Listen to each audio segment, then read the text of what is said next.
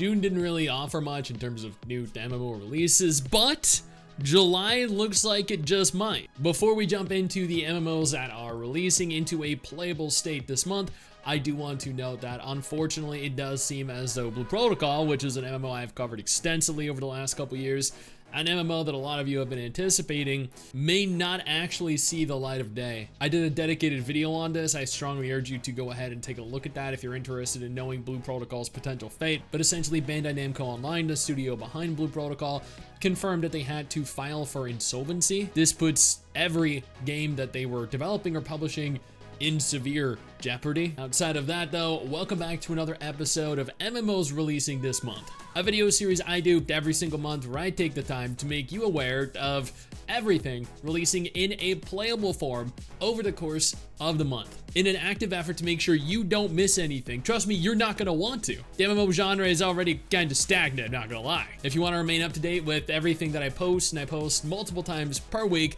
make sure you subscribe to the channel, hit the little bell notification, that way you don't miss out on anything big. Let's go ahead and jump right in.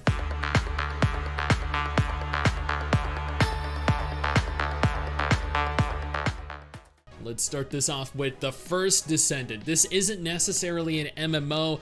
It depends on your definition of it. I know a lot of people seem to be referring to it as an MMO. It features a hub where lots of players can get together and kind of connect, socialize. There is a 4-player co-op mode present in the game where 4 players can form a group and tackle content together.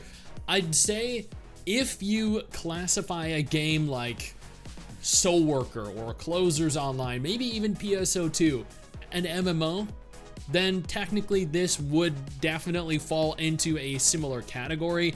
You can't see 20, 50, 100 people all engaging bosses or events together, but you can see quite a few people around the quest hub, the town hub. This is a fast-paced, third-person cooperative action RPG.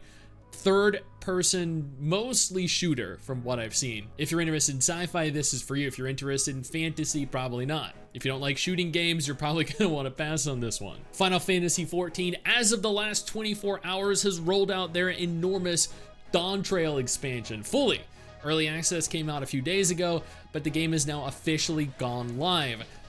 And if you look at Steam, has been met with mixed reviews. I think only one other expansion out of like the last 4 have been anything other than positively received, which is proof, is evidence that not every studio, or at least not every expansion from the Final Fantasy XIV studio, is infallible. They had to come up with a new story from scratch, and a lot of people are just, I guess they had this weird misconception that we're going to be following Endwalker and have this grandiose story to be told, when the reality is they kind of have to reboot the story and start something new, which means a slow story, even slower than normal, and a lot of both character and world building. Dawntrail, of course, is buy to play, just like Final Fantasy XIV requires a purchase and then an active subscription to play. Corepunk announced that as of July 1st, so 2 days ago, running all the way through July 8th, they were going to be holding a 3rd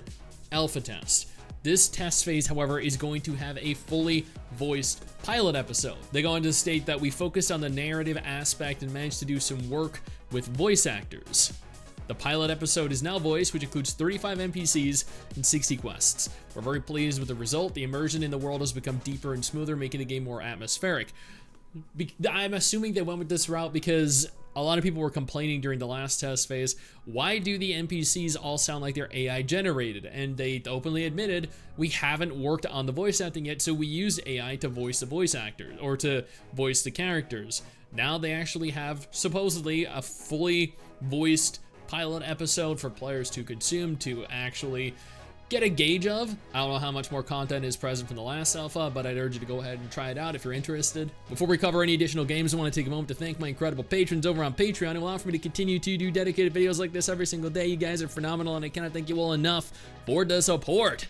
Let's keep talking. We got tons more games to cover. The Fractured MMO has finally released, or at the very least is finally releasing again. According to their website, Fractured Online is hitting full release on July 24th with a fresh server and multiple updates. Hoorah! Content present is a fresh server called Elysium. Going side by side with the current one called Genesis.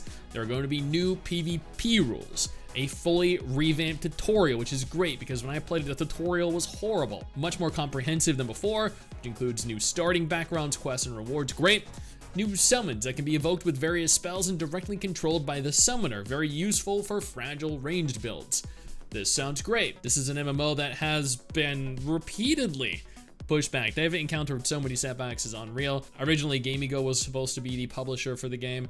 GameGo canceled that contract. They were then forced to reevaluate how they were doing everything, kind of taking an entire year to rebuild, to refocus, and reevaluate what their future was.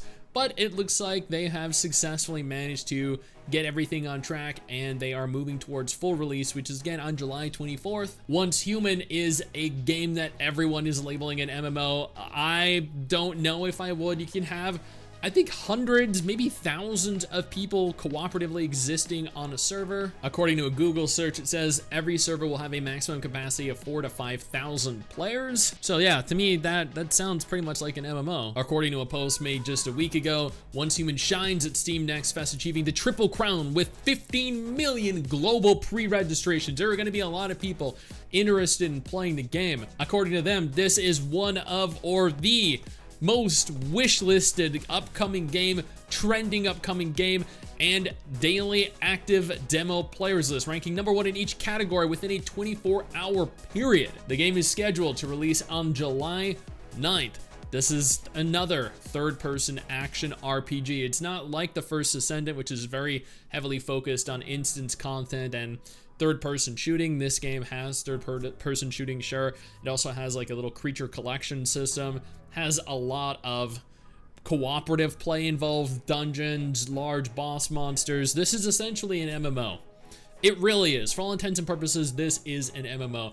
That's why everyone labels it as such. Piffsy is a brand new social MMO developed by a small indie team in their spare time.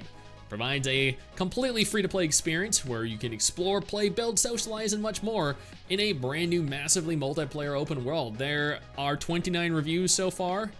65% of them are positive. So, I mean, just looking at the images, yeah, it doesn't really. Yeah, I don't know. If you're interested in a social MMO, go ahead and check it out. The game just launched, so like, what's the worst that could happen? It blows your computer up? Throne and Liberty is holding an open beta. The two games, the two MMOs that people were most anticipating this year. Blue Protocol, Throne and Liberty. Players were also upset that Blue Protocol was censored. Players were upset that Blue Protocol had a lack of endgame content. Players were upset that Throne and Liberty felt like a mobile game, was arduous, had an egregious grind present. Both games severely underperformed in their own respective regions, which means they're probably going to underperform over here too. In spite of this, Throne and Liberty is holding an open beta beginning on July 18th. You can download the Throne and Liberty open beta test from the game detail page from Steam on the PS5 or the Xbox Series XS store. The beta begins on July 18th and continues through July 23rd. This is an open beta, meaning every single person can participate in it. Not a closed beta, you don't need a key. Amazon did confirm that Throne and Liberty will be arriving globally on September 17th. That's just 2 months from now, which sounds great. Because at the very least, even if it turns out to be trash, it's something fun to play, potentially for a few hours, few days, or few weeks. Now, that is everything that is going to be releasing into a playable form that at least I'm aware of right now. But if none of this is of any interest to you, absolutely no problem. I got you covered with 2 different videos on screen right now that might be more up your alley.